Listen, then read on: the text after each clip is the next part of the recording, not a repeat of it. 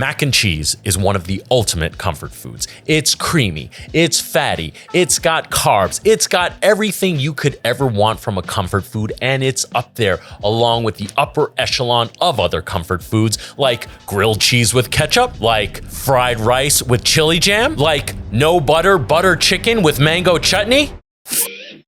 Before I go on with today's episode, I do want to give a special shout out to my amazing patron, Papillon Purple. Thank you so much for your continued support. And for the rest of you, if you want to support the channel, make sure you pre-order the latest merch drop, the Let Me Finish Tea with Art by Aster D'Amico. Visit the link in the description below and make sure you order yours today, because just like all my other merch drops, once they are gone for good. We will never produce them again. And this time, we are offering sizes up to 6XL. And with that said, on to the reaction. Our grilled cheese video would have come out by now. So we will actually prove to the world that we can cook, that we do cook. And it was a grilled cheese. But it's out. And next we will do a roast chicken. I'm over the having to prove that we can cook. Oh, you guys don't cook, you don't do this, nah. So let's just do what we want to do. Yeah, we're doing what we're wanting to do. Been cooking for 40 years. Maybe I don't feel like cooking anymore. And you know who's been cooking for a long time too? Who? Jamie Oliver. Not as long as I have. Definitely not as long as you have. But today, this is a video that many people asked us to check out. They want us to watch Jamie Oliver make mac and cheese. Jamie olive oil? Yeah, Jamie olive oil, yes. And we're gonna see if Jamie Oliver can do the same magic to mac and cheese as he did for grilled cheese. Are you ready, buddy? This is ominous. Lovely people, we are going to make the most incredible mac and cheese. I've got a recipe for you that's going to blow your mind. Yeah, doesn't look bad so far. 7 seconds into the video, that looks pretty good. Yeah. Yeah, I have 0 complaints, 0 comments. I mean, if someone put that on a plate for me, I'd be excited. It's definitely hard cheeses. I mean, you see it on the table. It's got the breadcrumbs on top, or bacon. Is that bacon bits or breadcrumbs? I mean, if it is bacon bits, that's the ultimate breadcrumb. This is. First up, a nice big knob of butter into a pan. Finely slice 3 of these onions. As the butter comes up to the heat, 15 minutes to make these onions go sweet and gorgeous. Oh, yeah. But I assume that should be normal. Yeah, that should be, especially if you're cooking for the masses. I'm not even looking at that. Yeah, everything's under a microscope. Oh, no. This is Pro Chef Reacts, Frenchy. No. He's a chef. Yeah. I mean, listen, he can cook sometimes. Medium-high heat, a stir every now and again. Beautiful. So after 15 minutes, you can see the onions have shrunk back down. It's lightly golden. So I'll take 3 tablespoons of flour. He's caramelized the onions. You okay there, buddy? Yeah. This is sparkling. Yes, it's sparkling. Okay. You wanted cold water. We only have cold. No, he's good. He's good. All right, what's he doing now? Is he gonna make a roux out of the onions? It would appear so. Or he's gonna use that as his thickening agent. Yeah, or like a simplified bechamel, I guess. Right? Yeah, it would be a flavorful bechamel. Yeah, I mean, so far so good. I have no complaints, right? Complaints. Using the onions as the base of flavor for this mac and cheese. Is there anything you would do differently? I wouldn't put the onions. I'm either or for it. Either or for it. I think it's okay. I don't think it's very common. I would have cooked them smaller so you don't find them in the mac you mean cheese. Cut them smaller? Like small dice, right? Yeah, I would agree with that. That's like something about a stringy onion inside a mac and cheese that doesn't seem pleasing. I personally don't hate it. Yeah, I don't hate it. Yeah. I eat it. Into a silky, gorgeous sauce, and that will immediately suck up all of the moisture from the onions. There's a lot of flour. And then I've got a litre of milk. So slowly, we'll add that milk. As soon as it's absorbed, we'll add some more. Okay, so can you tell the audience what a roux is, Frenchy? No. That's your job. Stating the obvious is not my thing. A roux is the combination of butter, traditionally is the combination of butter and flour, and it is used as a thickening agent. It can be used to thicken sauces, soups, and that's primarily what it's used for. There are many different colors of roux. Also, it can be used as wallpaper glue. Can it? Mm-hmm. Is that a thing? Mm-hmm. Like the butter doesn't go rancid? In the old days, they used to do that. You know what my mom... Well, it wasn't butter. They would just put water and flour. Oh, gotcha. Water and flour. Okay. The more you know. So there's a roux. Now, a bechamel is one of the mother sauces. It's basically a white sauce, right? Thickened with roux. Like, let's just simplify it and call it a creamy dairy sauce thickened with roux. So all those words to say bechamel. Yeah, more or less. Call it bechamel. I know. Yes, I'm just trying to explain it to the general audience That it's a bechamel. that don't know what a bechamel is. So I have to tell them in terms, hopefully, that It's they roux can understand. and milk. Yeah. 2 words. You see, and you ended up explaining it to the audience, and you had to be like, no, that's your job. You explain it. Because you take something simple and overcomplicate it. I do. People let me know in the comments all the time. No. How about no? We're just going to stand here and stare at each other. You found your power. Oh, I could push play and stop. Oh, I have all the power. Watch me climb over the table, see what happens. That's definitely something I do not want. So the rest of the milk goes in, and we're gonna let that simmer while we cook the Pasta. The pasta. macaroni. But I'm good. only gonna cook this for 5 minutes. I wanna half cook the pasta.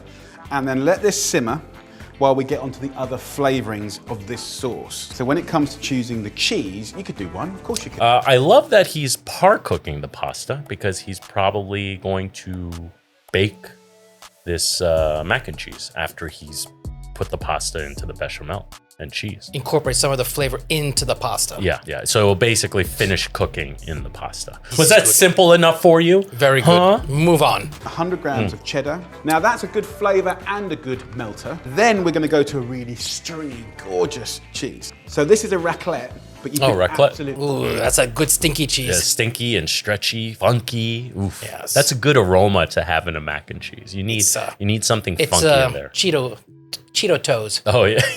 You ever smell dog feet? Yeah. Smell like Cheetos? Yeah. And then Parmesan. I'll do that on a finer side. Pasta and parmesan.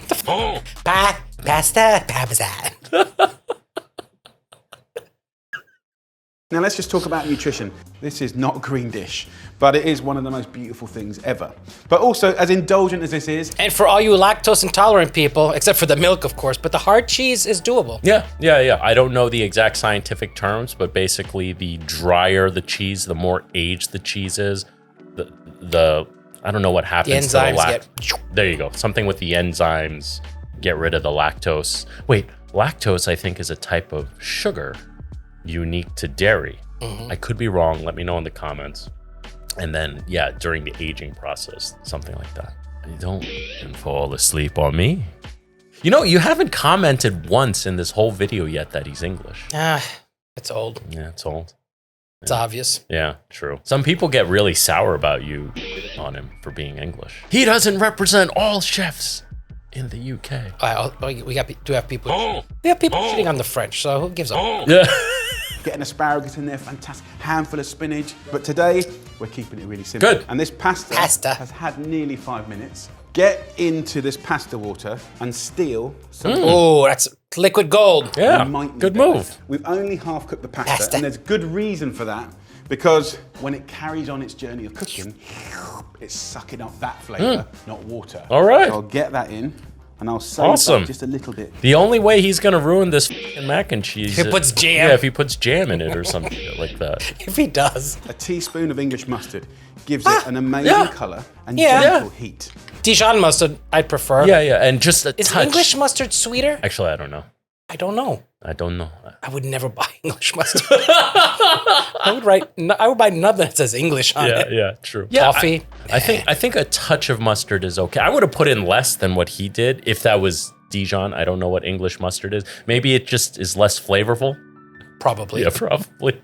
A little hack of a friend of mine that they swore by. And I tried it, and I did it as a blind. What? It it did. Mango chutney, one teaspoon. Slightly strange. What the? You knew that. You knew it. You knew this. You knew this. Yes, I did. Yes, you did. You motherfucker.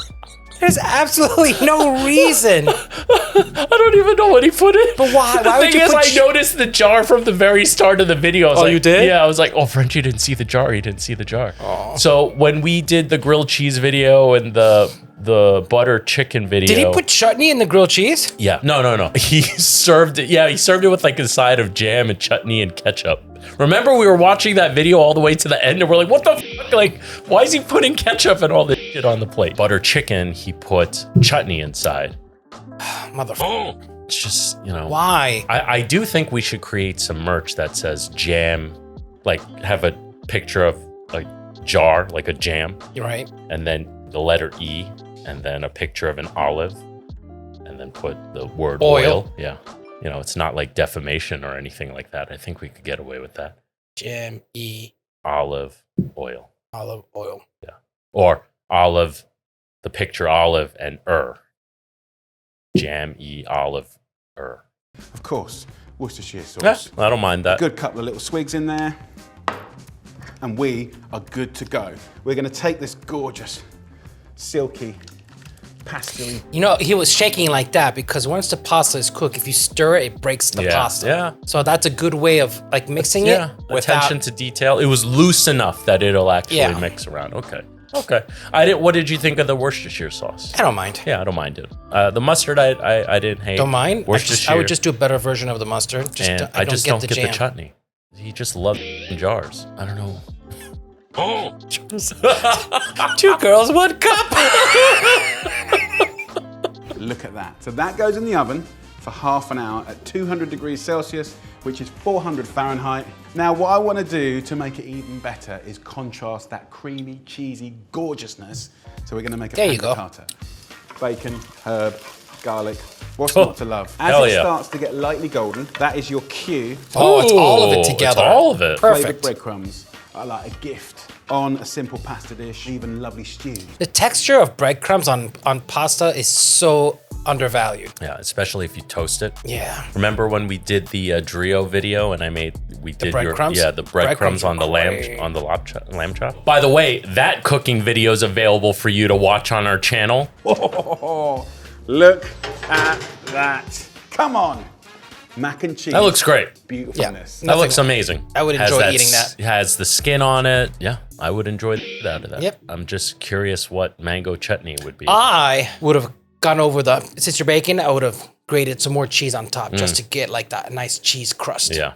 That's it. Do you think he was just trying to impart some sweetness and then he used the chutney? No, I would, maybe him. Maybe, yeah. I wouldn't, I don't like sweet. I wouldn't want a sweet profile to come out of it, but you know, oftentimes sweet foods, desserts, benefit from some salt and vice versa. It's just you have to make sure you don't pass that threshold when it tastes sweet. Does that make sense? Come on. You know it makes sense. A few beautiful salad leaves. That looks like a delicious salad, by the way. Yeah, that does. Crispy bits. Enough talking, let's just eat it. That's what we want. Nice cheesy bits. Like the depth of flavor is off the hook. One of the things I like to do, which is my own personal problem, is to take a vulnerable, empty gem lettuce leaf and then load it with mac and cheese. And I actually do this at home, and my kids are around the table, and they're just looking at me going, you are such an idiot. You are like... Yeah. Why put the macaroni on gem lettuce? It's just, what does it serve? No purpose. Listen, I love to eat things wrapped with lettuce. You know, I'm don't Korean. I'll help you out. Go in that drawer and get a spoon. But then when they try it, they realize that I'm a missionary trying to make the world a better place through mac and cheese. Yeah, missionaries also spread diseases that killed people in mass. And so did lettuce, by the way. Did it? Yeah. Every time we get E. coli, it's always goddamn lettuce that hasn't been cleaned properly. Yeah. Well, it's the runoff from like the slaughterhouses going into the farms. Yeah. No, it's not. You know what it really is? What is it? Oh, and farmers like taking bits, right? Right there, because they don't want to waste time, so they're right there. Yeah. The more you know. You know, in all fairness, he didn't put in that much chutney. I do think a mac and cheese will benefit from a touch of sweetness, just a touch. But that's why I'm asking about that English mustard. Is it like a? All right, hang on. Is it sweet? Hang on. Or is it sharp, like a French flavor, like a Dijonnaise of English mustard? English mustard made with mustard seed is spicy, but not like chilies. It gets right up your nose like wasabi and horseradish. It's absolutely nothing like that sweet yellow stuff French's. you put on hot dogs. It tastes like mustard is meant to taste. Okay, so it tastes like a French mustard Yeah. too. Wait, here. What is the difference between American and British? Oh, Coleman's. You've worked with Coleman's, right? I think so. Yeah. So Coleman's is English, I guess. English mustard is made with white/yellow mustard seeds, water, vinegar, and salt. German mustard is made with black mustard seeds, water, vinegar, and salt. American mustard is made with white, yellow mustard seeds, water, vinegar, and salt. There's also a lot more variety of mustards that use brown mustard seeds. Whatever. I'm not hating on that. Just, it was weird with the chutney. I don't know what's with this dude in jars and chili jams and He's got ketchup a and stockpile. grilled He's cheese. got to use it. Yeah. Or maybe he's selling it. Was it a Jamie Oliver jam? No, he didn't plug anything. Maybe it's inventory from his shut down restaurants. How'd you like this, buddy? You got real quiet there. Ultimately, I'd eat that. I'd eat it. Yes. Agreed. There's just always these weird left fields with Jamie Oliver. With Oliver. Guys, hope you enjoyed this video as much as we did making it. Remember, order a t-shirt. Ding dong sauce. Let me finish. Link in the description below. Subscribe. Follow. Remind. Watch the podcast. Yes. Check out So our you want to get fat. Check out that's the name of the podcast. So you want to get fat, and it's available on all major streaming platforms. And we don't wear chef jackets. And we don't wear chef jackets there. Some dude was jacking off about us wearing chef jackets. Yeah. Yeah, it's the look of this Leave show. a negative comment. Leave a negative We comment. like the negative comments. Yes. I Yes, answered we do. one. Oh, you answered one, and I answered on top of yours. Yes. Did you see? Was it the one where someone said? You said bye, and I said Yeah. bye-bye. Yeah, they said if you don't do a cooking video, something along the lines like if you don't do a cooking video, I'm gonna unsubscribe. And I Yes. just wrote bye. Bye. Yeah. And I went bye-bye. Reminded me of the SNL skit. Before we close out this episode, I do want to say to all of my amazing patrons, thank you so much for your support. I really couldn't do this without your help. And for the rest of you, please consider becoming a patron by visiting the link in the description below. By becoming a patron, you get to take advantage of some awesome perks like early access to new episodes and patron exclusive content. Guys, hope you enjoyed this video as much as we did making. Remember, don't be afraid to fail because it can only make you stronger. With that said, I'm Chef Tsao. Frenchy. And we'll see you really soon. Bye.